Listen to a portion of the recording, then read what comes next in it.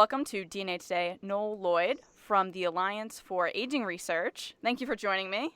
It's good to be here. Thanks for talking with me. Definitely. I'm really excited to learn more about the Alliance for Aging Research. So, why don't we start out by you kind of just letting our audience know who you guys are and what your main goal is as a nonprofit? Sure. Um, we were founded in 1986 in Washington, D.C., and with the goal of accelerating the pace of scientific discoveries and their application to vastly improve the universal human experience of aging and health.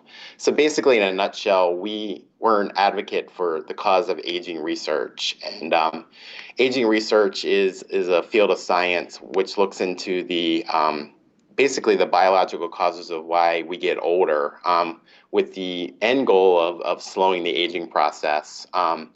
One of the big things about aging research is that experts are finding that a lot of the diseases of older age, Alzheimer's, heart disease, cancer, are actually linked together by the aging of our bodies. That's sort of the common denominator in all of these diseases. So what we do is we try to bring more attention to aging research, and we do this in two different ways. One is to advance science, and the other is to enhance lives. So to advance the science of aging research, we work a lot on the policy front. Obviously, we're in Washington, D.C., and so we fight for legislation that advance medical breakthroughs, and work with policymakers to raise awareness about the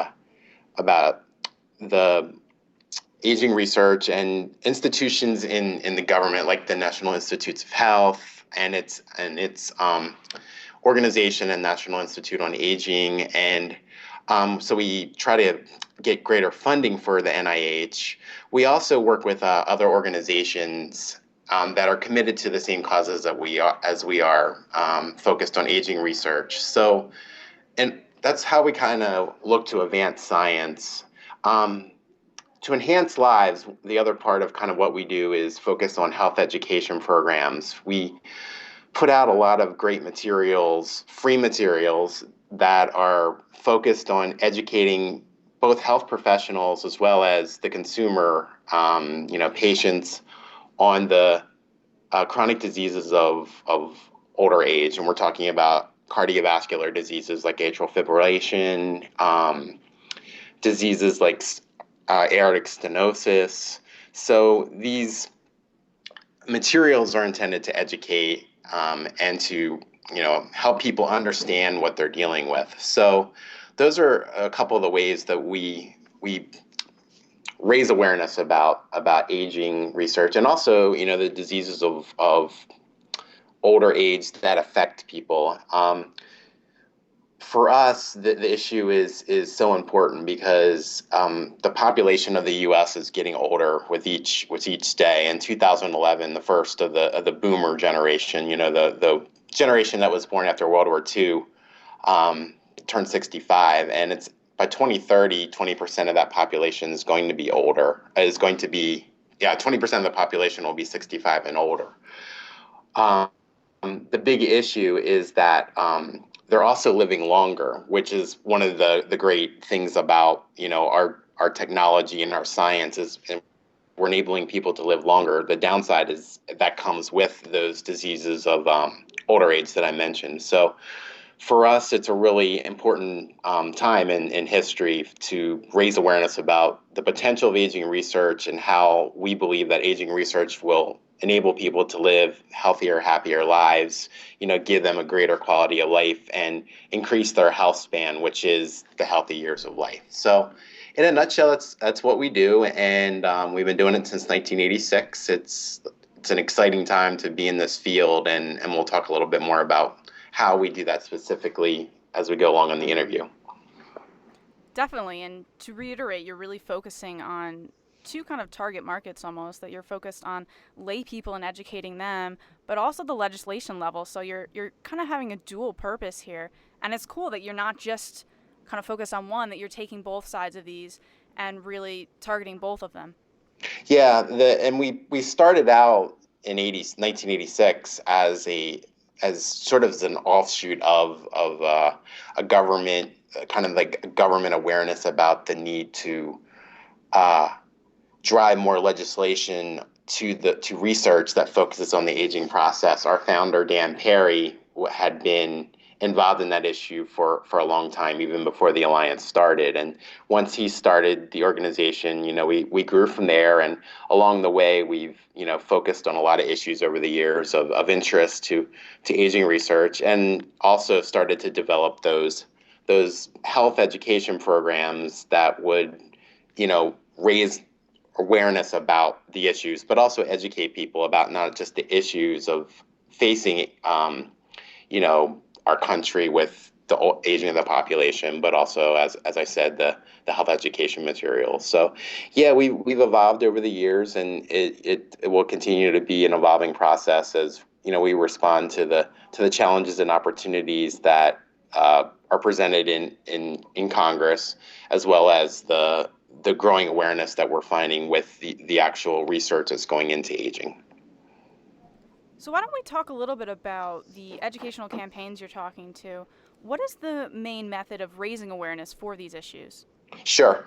So when I talk about educational campaigns, the crux of what we do with that is to work with other professionals and experts in the medical field and scientific community to put together resources that we make available for people and healthcare professionals and community advocates to educate people about specific disease conditions.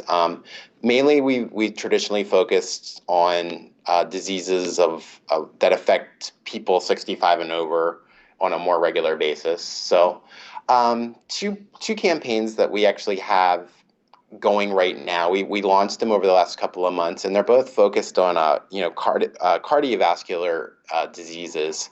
The first we actually have put out this month, and it's focused on a disease condition called atrial fibrillation, or AFib for short, and it affects 5 million Americans and 75,000 Americans every year, with an increasing number of them being affected as they get older. So it's basically, in medical terms, it's an abnormal heart rhythm, and it's sometimes difficult to detect, but the downside is it can be deadly. It can lead to stroke. It can lead to heart attack. And so, what we've done in this case is we've put together a suite of materials that are available for people to look over and educate themselves on the condition. This includes two short films. It includes a brochure. It includes a quiz that you can go to our website and take. So and all these resources, we invite people to share them. And the films in particular are really, really cool. What they focus on is, one focuses on it's called Living with Atrial Fibrillation, and that's sort of the theme that we have. It's living with these diseases. And then the other is focused on stroke, the danger of stroke. And in each case, it's an animated film, and it's really, targeted and made to break down, a medical condition that for many people could be, either overwhelming or something they've never even heard about. So, and in the case of each of these, the brochure and other materials, they're available on our website to download and share. And so, it's a really great way to educate people about that condition. The other condition we're focused on is called, and this is a long one, so I'm going to do my best to say it, venous thromboembolism, or short for VTE. And that's actually a term that describes deep vein thrombosis and pulmonary embolism. Basically, a VTE, it's a deep blood clot forms usually in your leg or somewhere else in your body, and if that clot breaks off and travels to your lungs, then you're basically it'll lodge in your lungs, and it can form a pulmonary embolism. And once again, it's a very dangerous condition that if not treated, can lead to some serious consequences. So once again, we have a similar set up. We have a page on our website where a brochure and a film and other materials are available for people to download or to access. We also have printed materials that we can send to people. So in all of these cases, we really try to educate people and give them those opportunities. Now, the way we get the word out is we try to connect with like-minded organizations, nonprofits, or medical professionals who maybe want to share those resources with other people. So we, you know, reach out to them via, all the modern ways that we can through social media, through the internet, through email, through relationships we have with other organizations. Because one of the things we've done in our 30 years is build up relationships with other organizations who share our goals and our missions, and obviously heart health is an issue that's very important to older Americans and Americans in general. This being February, this being Heart Month, it's kind of appropriate, especially that we're focusing on atrial fibrillation, AFib. So, in short, that's kind of the way we seek to educate people with those different programs and different brochures, different materials that we have available. So we've been doing this for a while, and we continue to look for more other opportunities to find those conditions that are of interest to older Americans and affect older Americans, and enable them to be educated and seek the proper treatment that they need to get healthy and properly deal with those conditions. This is a huge service for the public and everything, and I'm sure that with these other organizations you're connecting with, that they kind of take it a step further maybe and talk to doctors and have doctors possibly point their patients to you guys to get the information that you guys provide. Is that something happens? Yeah, I mean, we encourage we ourselves try to reach out to healthcare professionals and send them the resources and reach out to them. But we also, yeah, we encourage other organizations who might have a stake in this type of health condition to go to our website, which I know you'll share at the end, and Definitely. download these materials and share them with everyone. We're not in it to profit from it. We're in it because we seriously want to help others to learn more about these conditions. And so, yeah, we the organizations we work with and the people we establish connections with, we encourage them to find healthcare professionals, and we the ones that who we know, we encourage them to let their patients know about it. So the more people who know about it, the more organizations who find these uh, resources useful, we definitely want them to share with their patients. And that's definitely the other side of networking, that you're looking at figuring out how many people you know, and really sharing your message and all of the work you guys do, because it's obviously a huge gift to the public that they're able to access this information. And the other aspect that you're helping is in legislation, that you're looking to advance medical breakthroughs. Can you speak to specific legislations that you've been a part of, or maybe active ones that are happening now? Sure, yeah, and to answer your question on the grand scheme of things, yes, as I said before, we were kind of started as a policy centric organization, but one of the big issues for us that's really kind of at the forefront is the idea of funding for the National Institutes of Health. The president released his budget a couple of weeks ago, and one of the items that we focus on basically on a yearly basis is how much of that budget goes toward supporting the work of the National Institute of Health, and in correlation, one of its centers, the National Institute on Aging, which is one of obviously the part of the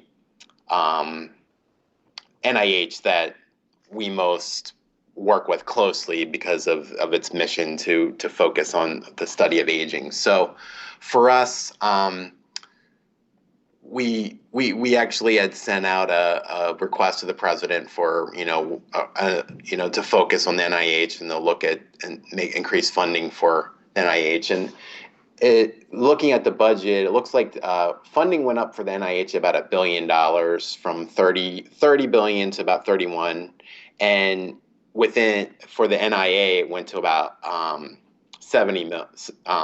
It increased about 70 million to 1.26 billion. So for us, we're excited about the increase in funding. We still think it's a long way off from where it needs to be, but it's a positive step. And the president put out a couple of interesting ideas. The precision medicine initiative, which we think is a great idea. And I know you had talked about it on your show last week, and we think it's a great idea. We support that area and increase support for that initiative, because that's a step in the right direction. Because what we're passionate about is advancing science, and so we want to we want the latest science funded, and the researchers who are going out and finding the new ways to cure disease and the slow aging. So from that perspective, that's a big issue for us, that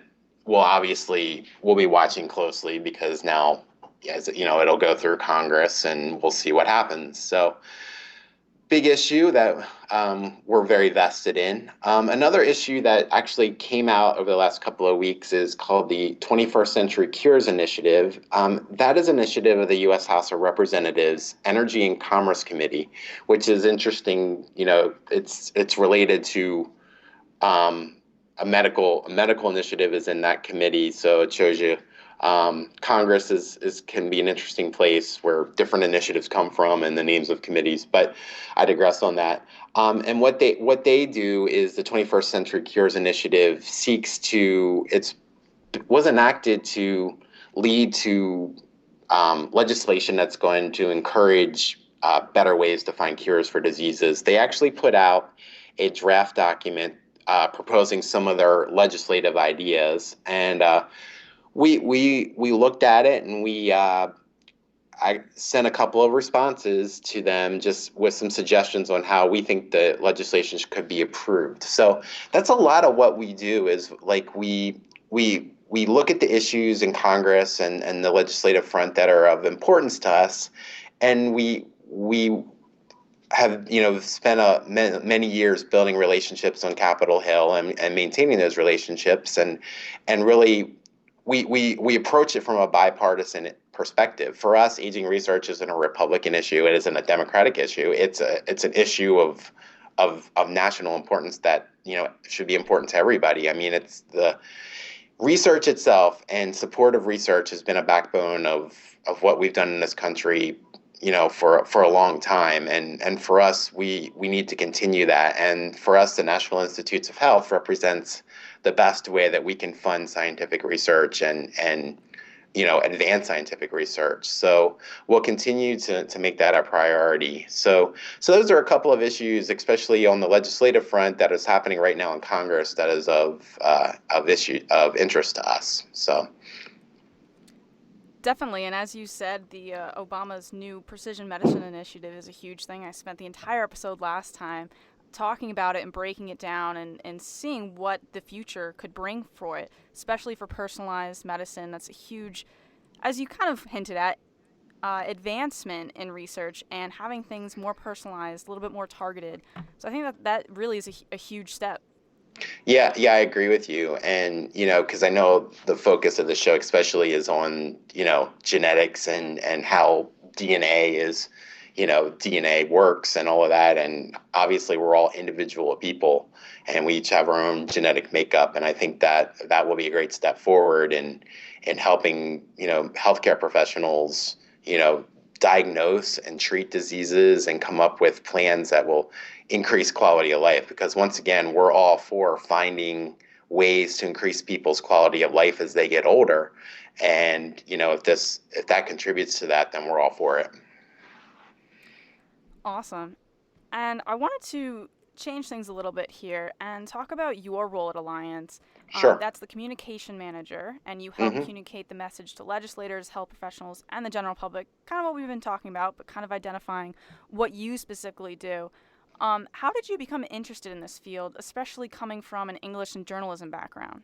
Yeah, I think if you talk to a lot of communications slash journalism majors when they're first in college, you kind of think that you're going to go into the newspaper field and be a writer, and in my case I wanted to be a sports writer. But when you get out of college into the job world, a lot of times you kind of take the first job that you can find that looks interesting. And in my case, um, I just went along a little different career path than I anticipated. And along the way, I actually had jobs that took me into the pharmaceutical industry, into retail pharmacy, into international nonprofit, orthopedic nonprofit, pediatrics, into working for a health system that focused that was hospital based, that really gave me a lot of exposure to different disease states and different areas of medical care, and to here at the Alliance for Aging Research. And what really interested me about coming here and communicating its message was just the sheer, diversity of what we do. We're a really small staff and a really small team, but we really touch a lot of issues and have an impact in a lot of different areas, both on Capitol Hill as well as in different areas and different coalitions with whom we worked with. And for me as a communications manager, it's a great opportunity because the communications has evolved. It used to be back in the 90s, before the internet, it used to be a totally different world, and now we live in the age of social media and rapid change and rapid flow of information. And so for me, it's a I love the challenge of that, and I love the opportunity because there are so many ways that we can use now with technology to get the message out. And as the person who helps communicate that message, it's an enjoyable thing. And aging research is a cause I believe in. As I mentioned, aging is something that affects all of us. I mean, you're going to get old, I'm going to get old, and at some point, we're going to be affected by the aging process. Our bodies are going to slow down. We might develop a disease based on, some something that's in our family DNA. We might get it because we didn't take care of ourselves, or sometimes we just get it because it's bad luck. But what I really am passionate about communicating from the aging research end is that this science is really exciting, and it's really leading to what I think will be a revolutionary way, a way that changes the way we live in the 21st century. And so for me to be able to be a part of an organization that I think is really on the cusp and really on the leading edge of some exciting science that's going to be happening over the next 10, 15 years, for me, it's almost like, why wouldn't I want to be communicating that message and have that opportunity to do that? So I'm really, really blessed and thankful as communications professionals who have been able to come here and help get the word out. And it just goes to show you how much technology really does change even within one's career. You graduate, you think that your career is headed in one direction, and technology kind of changes things and opens more jobs up. I don't remember the stat, but it was something that so much percent of jobs that my generation is going to have, kids that are in college now, haven't even been created yet or even thought of yet. So it's really interesting to see how technology really does change, especially in this field of science, that positions that, used to be existing that are not existing anymore because of technology. Right. I think, yeah, science, I mean, technology obviously affects all realms of our life, and I think it's either you embrace it or you don't. And, from my perspective in communications, over the last 10, 15 years, we've gone from a very kind of almost like a paper centric you know, communications strategy to everything's digital. We have to have visuals, we have to have videos, and that's, for us, technology actually has played a really great role in helping us distribute our education materials, because all of our health education materials maybe 10 or 15 years ago, we would have had to put the video on a disc and send it to somebody, or we would have had to, print out a brochure and mail it out, which we still do. But now you can go right to our website, download our brochure, watch our video, share it, email it. It's all there. And for us, from a communications perspective, we sort of like are living in a kind of a golden age of that. Obviously there are pitfalls. Social media can be, and it's a nonstop barrage that you have to feed sometimes. But it's with everything comes pluses and minuses. But I think largely, it's a huge plus to have that technology available to us now. Certainly, and especially in terms of education, educating people is so much easier if you can just upload something online and kind of point people in that direction. Sure. Now, is there any way that people can help get involved in the activities of the Alliance for Aging Research? Sure. For us, I think the best way to really find out about what we do is to visit our website, agingresearch.org, and you just check out everything that we have to offer. We didn't really touch a lot on, we have the campaigns and the coalitions that we have, but it'll really give you an overview of what we do, and also give you an overview of what aging research is all about. I think a lot of people probably kind of view aging as like, what we don't want to, it's, you hear anti-aging, you think like wrinkle cream, stuff like that. That's not what we do. We're focused on the hard science, the nitty-gritty of, scientists who are looking at why our cells, why at the cellular level we're getting older. So it's really, especially I think for people of this podcast, because I know you might have a lot of people who are really in the science and really into the nitty-gritty of that. And while I myself am not a scientist, nor will ever claim to be one, we definitely have that focus as an organization. And so I encourage people to check it out, and you'll find all of our resources there, and all the other information about what we do and who we are and how we can help educate people, about the issues and the health conditions that are important to older Americans and their families. And again, that's agingresearch.org. I'll put that on the website along with links that we've mentioned throughout the show. And also, I want to plug your Twitter. Okay. People, as we've been talking about social media, you can go at Aging Research on Twitter and follow for all kinds of updates. You guys are very active on there. That's actually how I discovered you guys. So Great. I'm sure more people can discover you on there. Just one note, it's aging_research. There's an underscore between aging and research. Great, and I will put that in the on the website and the show doc. And so aging_research. That's an important underscore there. Yeah. Thank you so much. I've had to keep that in mind a couple of times myself. So with the underscore. You're just going with it, and yeah, another pratfall of technology. All of this, all the underscores and hashtags and everything else that people do on Twitter. So. Certainly. It's a lot to keep up with, right? Yeah, and we love Twitter, though. We encourage people to reach out to us and talk with us. And, we love dialogue, and we love people who are passionate about aging research. And those are the people we want to find, and whether it's someone interested in science, someone who's a scientist, or someone who's just interested in the reasons why we get older and why that might be important to them. So yeah, we'd love to hear from people. Great. Well, thank you so much for being on the program. I really appreciate just hearing everything you have to say and what you're about, what you're providing.